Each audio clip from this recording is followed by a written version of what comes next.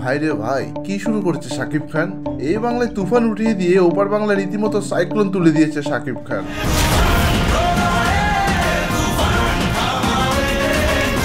জোরগুঞ্জন উঠেছে কলকাতার সফল পরিচালক রাজ চক্রবর্তীর পরিচালনায় দেখা যাবে দুই বাংলার বড় সুপারস্টার শাকিব খানকে। সবকিছু ঠিকঠাক থাকলে সিনেমাটি 2025 সালে ঈদ উল ফিতরে মুক্তি পাবে। ধারণা করা হচ্ছে সিনেমাটি হবে বাংলার ইতিহাসের শেষ নবাব সিরাজউদ্দৌলার বায়োপিক নিয়ে। সিনেমাটি ভারতের SBF ও বাংলাদেশের বড় কোনো প্রযোজনা সংস্থার সাথে যৌথ প্রযোজনার সমন্বয়ে তৈরি হবে।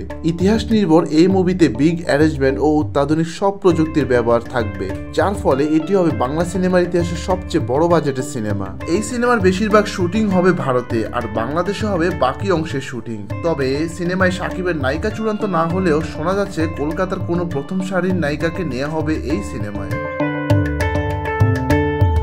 এর আগেও বাংলাদেশের পটভূমিতে নির্মিত ঐতিহাসিক গল্পের চলচ্চিত্র নবাব সিরাজউদ্দৌলা 1967 সালে মুক্তি পায়, যেখানে সিরাজউদ্দৌলার চরিত্রে অভিনয় করেছেন আনোয়ার হোসেন। তারপর 1989 সালে আবারও বানানো হয় রঙিন নবাব সিরাজউদ্দৌলা নামের আরও একটি চলচ্চিত্র, যেখানে অভিনয় করেন প্রবীর মিত্র।